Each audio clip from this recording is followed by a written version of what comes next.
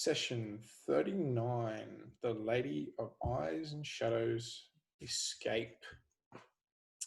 Well, our heroes, Bart, Gary, and the somewhat hindered Strife, seemed a little lost after their apparent defeat of the undead creature Bodack. Not sure if they had completely defeated the being, and lacking a body to check, the Solar Circle were cautious in their actions. They examined the rest of the governor's floor, looking for any extra information, rooms, and the governor himself. Finding themselves perplexed at the apparent disappearance of the governor, our heroes decided to return to the room where they first encountered the Lady of Eyes and Shadow and the governor himself. As they did, Thery, the helpful guard captain they had met earlier on, came rushing up the stairs from the second floor.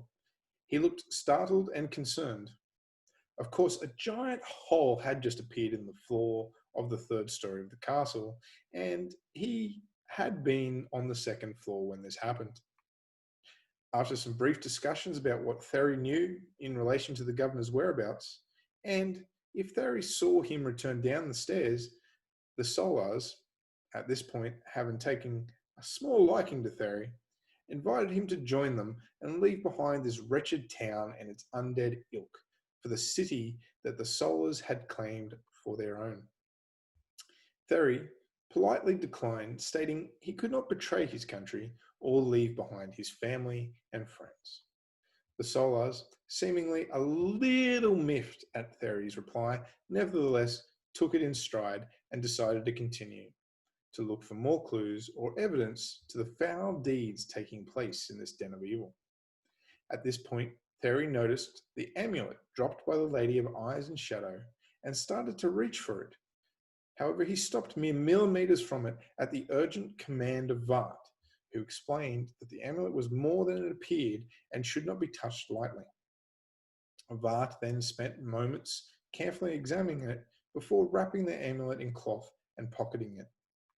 Perhaps never to be seen again by the others, as Vart seems to have recently become much more guarded about his possessions than normal.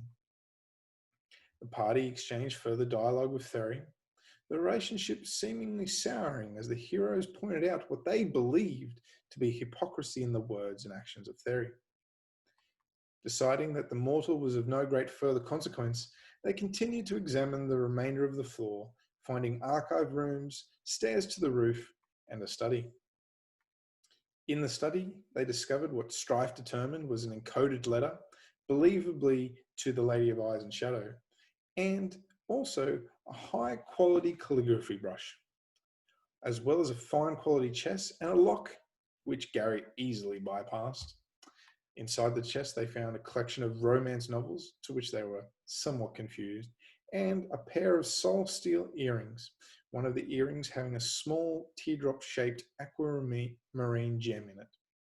Vart, believing that the jewel may be a hearthstone, successfully attuned to the earrings, hoping to deprive the Lady of Eyes and Shadows of resources. However, he was slightly surprised to find that while the jewel held essence, it was in fact not a hearthstone. Thery was then forced to intercede as the party ascended to the roof, alarming the patrol archers. He had the archers stand down, saying that it was okay for now.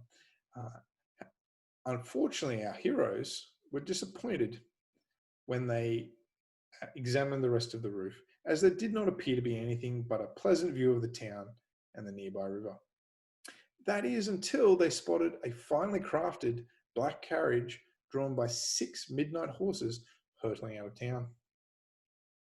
Only glimpsable because of their keen, unnatural eyesight.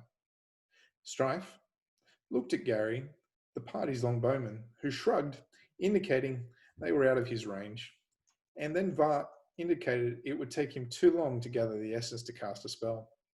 Strife, the knife expert of the group, asked his friends if he should, and received a simple reply of, "Why not?" So Strife then, removing a large number of knives from his person and getting a small run-up, focused intently on the rear wheel speeding away from them at an impossible distance. And then, with a great and unearthly hurl, he unleashed a torrent of blades that hurtled across the skyline between them and smashed into the carriage, dislodging the wheel and causing it to careen off course, slamming through the outer wall of one of the locals' dwellings, toppling onto its side.